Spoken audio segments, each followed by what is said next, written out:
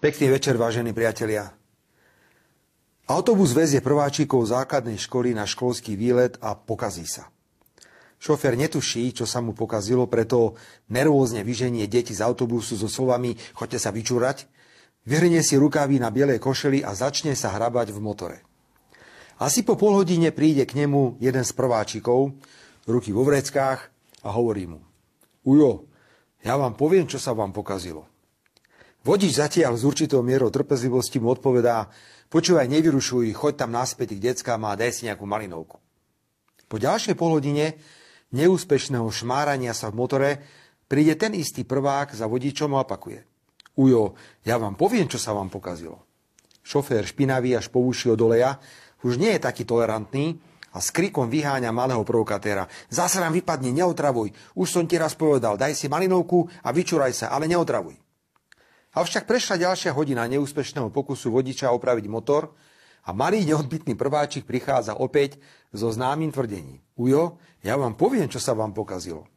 Je vytočený do nepríčetnosti, sa vodič špinavý od oleja už aj na tvári obráti na malého odvážlivca a za celej sily na neho zakričí: "No tak mi teda povedz, čo sa mi pokazilo."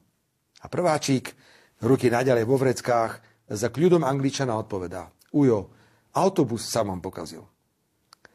Takéhoto úprimného prváčika dnes potrebujú médiá ako RTVS, Markíza, Denníken, Smečko či portál Aktuality a ďalší, ktorí sa s takou hrdosťou hlásia k tzv. Mainstreamovým médiám.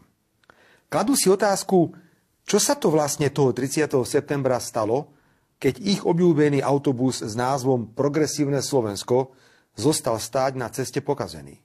A hľadajú odôvodnenie, že by karburátor, alebo klínový remeň, alebo niečo iné.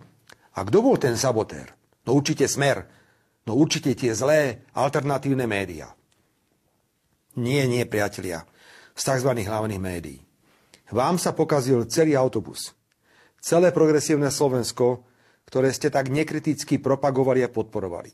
Keby takúto podporu mal Smer, tak máme vo voľbách nie 23, ale 35%. Vyslali ste do politickej súťaže totálne pokazený autobus menšinového názoru, plného nezmyslov o homosexuáloch, 3 záchodoch, legalizácii narkotík.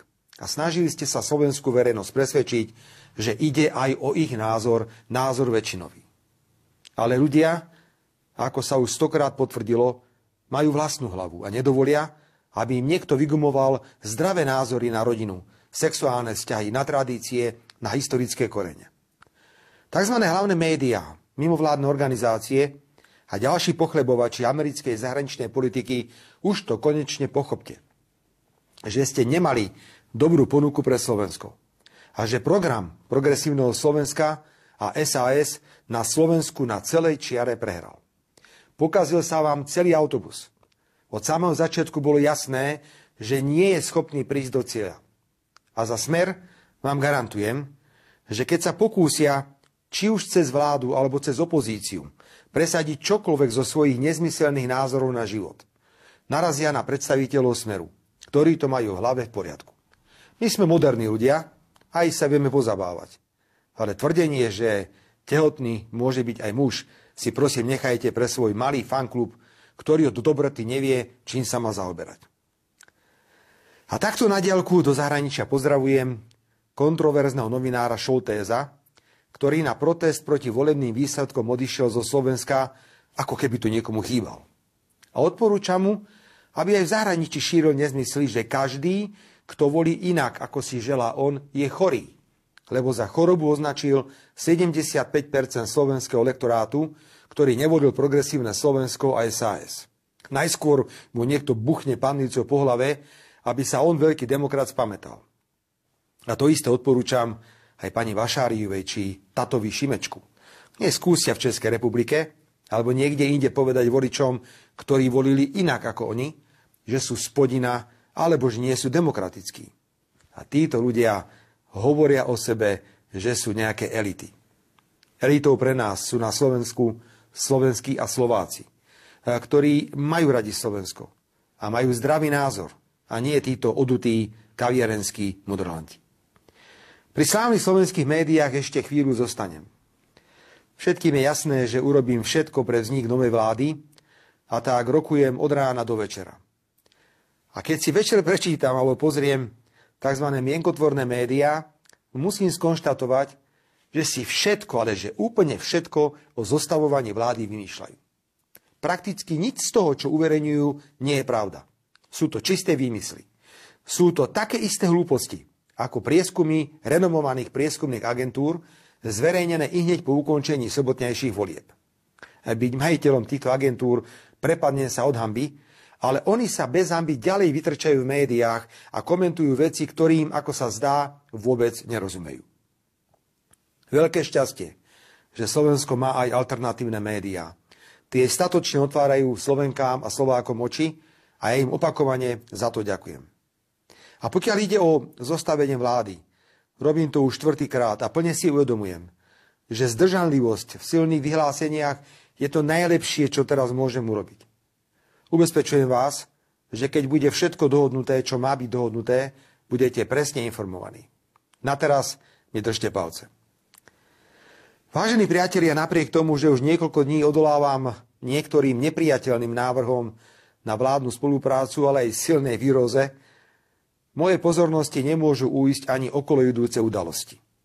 Všimnite si, ako úradnícka vláda zareagovala na zavedenie hraničných kontrol na poľsko-slovenských a československých hraniciach.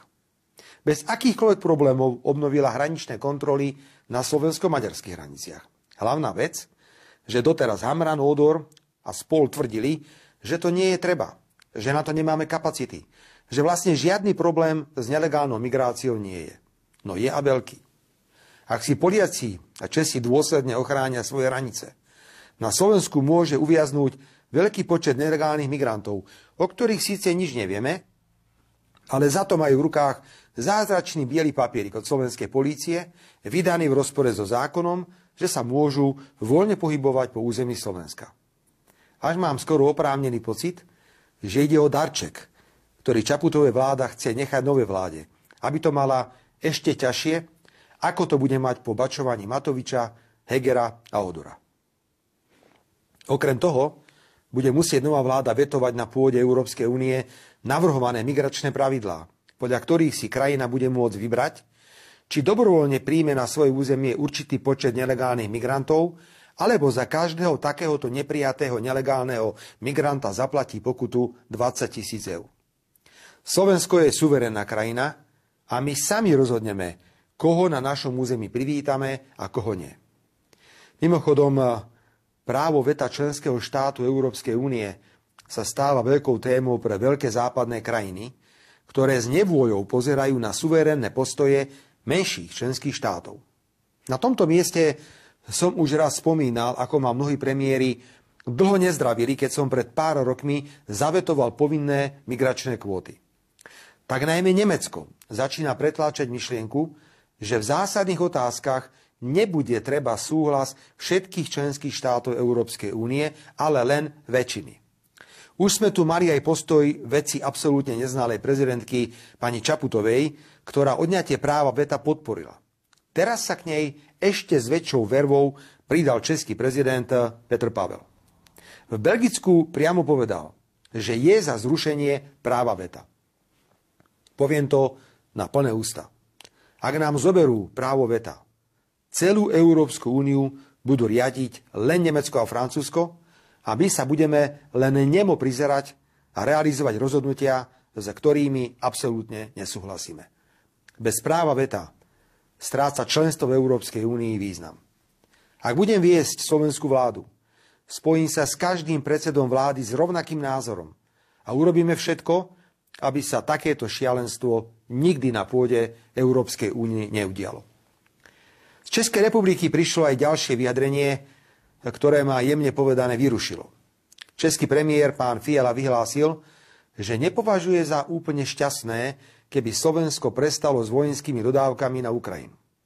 Poprvé, nepatrí sa komentovať suverénne rozhodnutia suverénneho štátu. Po druhé, ani toto vyhlásenie pána premiéra Fialu nezmení nič na zámere Smeru ukončiť vojenské dodávky na Ukrajinu. No a po tretie, viete, s tými zbraňami je to ako so sankciami proti Ruskej federácii.